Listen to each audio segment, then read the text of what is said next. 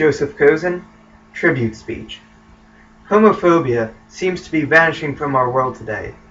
Vanishing isn't quite the word for it. It is more or less moving. Moving to the internet, moving to the online gaming world, where people can hide behind anonymity so that they can't be picked on for hating one another.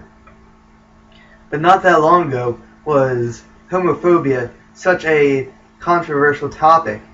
People loved to make fun of gays in the 19th century, and a victim of such was Truman S. Capote. In his early life, he was picked on for being gay, and he also had an abusive mother, a neglectful father, and an emotionally distant stepfather. Neglected as a child, Truman Capote spent most of his young years with his distant relatives, which are mentioned in his short story, A Christmas Memory. He also spent time with a young Harper Lee, the author of To Kill a Mockingbird. She fancied him as a pocket marlin, a small but creative young man. He was picked on in school for being a wimp, and later at the age of 6, he was seen by his parents once more. His parents were going through divorce at the time, and thus fought over him despite one another.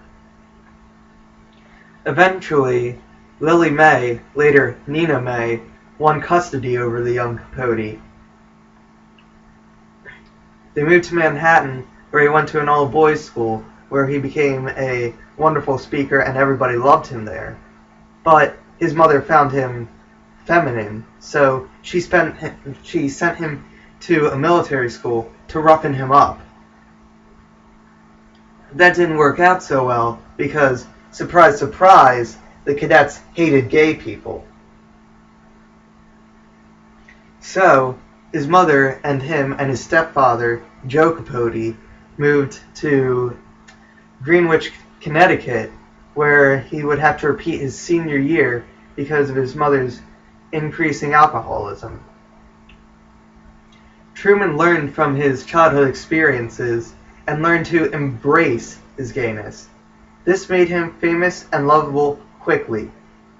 He was everywhere in the tabloids, seeing the royal family, spending time with high society members, movie actors and actresses, and other theatrical workers. Even business tycoons. His first love was a Mr. Newton Arvin, an English professor at Smith College. But that was not long lasted, for they didn't see each other much and did not necessarily like each other. His next love was Jack Dunphy. That lasted for the rest of his life. In his later years, Truman Capote became hallucinogenic, and he, due to his alcoholism and his drugs that he took,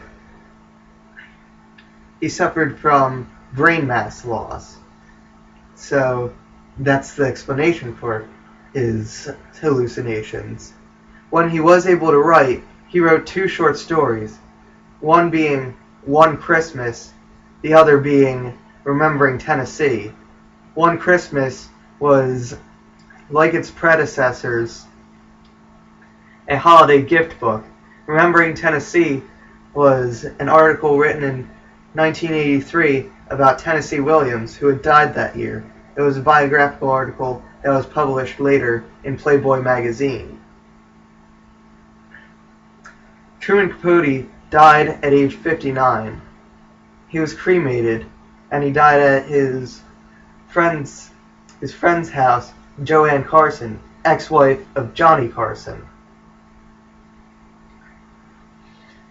Later, 10 years later to be exact, Jack Dunphy and Truman Capote had their ashes thrown into the Crooked Pond, a pond near Truman Capote's Long Island residence. Truman Capote did not see himself as a gay rights movement leader, but in death, he became one of the most profound fathers of it. He taught gay young men to accept who they are, to love who they are, and to let other people know who they are.